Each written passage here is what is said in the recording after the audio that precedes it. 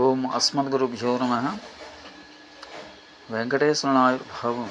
కురుక్షేత్రంలో కురుపాండవుల మధ్య యుద్ధం 18 రోజులు జరిగింది.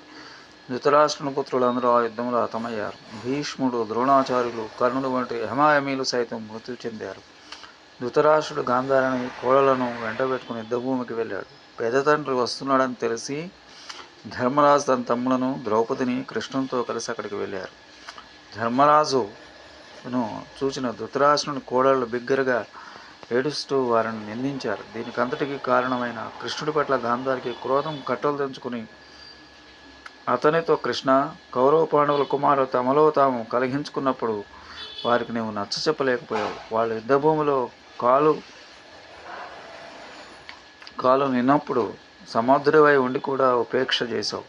చివరకు జనక్షయానికి కారకుడావు. దీని ఫలితం అనుభవించక తప్పదని అంటూ నా ప్రాతివత్య పుణ్యఫలం తపోశక్తితో చెప్తున్నాను. ఈనాటికి 36వ సంవత్సరంలో నీ జ్ఞాతులు కూడా వీళ్ళందరిలాగానే పరస్పరం కలిగించుకుని చేస్తారు.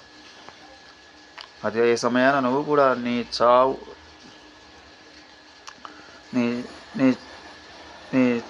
నీచపు చావు చేస్తావు అంటూ ఆక్రోశంలో శపించింది. కృష్ణుడు మౌనంగా వింటూ ఉండిపోయాడు.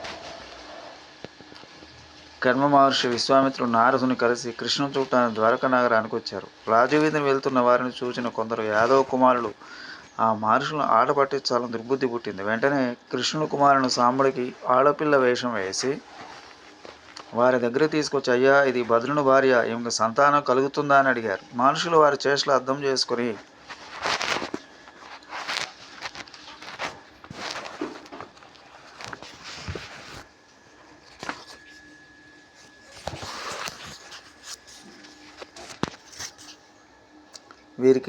వీడికి యాదవ వంశాన్ని నాశనం చేసే ముసలం పుడుతుంది.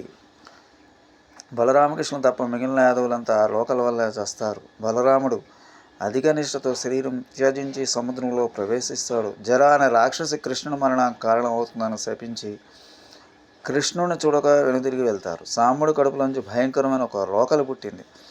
దాన్ని చూసి యాదవులు భయంతో వెళ్ళి కృష్ణునికి చెప్తారు. ఆయన వాళ్ళు చెప్పింది విని కొయ్యబారిపోయి ఆ రోకల్ని పిండిగా చేసి సముద్ర జలాల్లో కలిపినండి అని చెప్పాడు. ద్వారకానగరంలో అనేక అశుభ ఫలితాలు కనిపించాయి. కృష్ణుడు గాంధార శాపం ఫలించే సమయం ఆసన్నమైందని గ్రహించి యాదవులు తీర్థ సమీపంలో మరణించడం మంచిదని భావించి కొలువు తీర్చి సముద్రానికి జాతర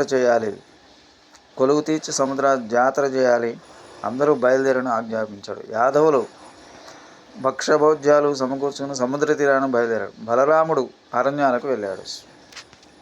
శ్రీమతే రమజామాతృమునీంద్రాయ మహాపుణ్య శ్రీరంగవాసనే భూయాత్ నిత్యశ్రీ నిత్యమంగళం. ఓం అస్మద్గురుభ్యో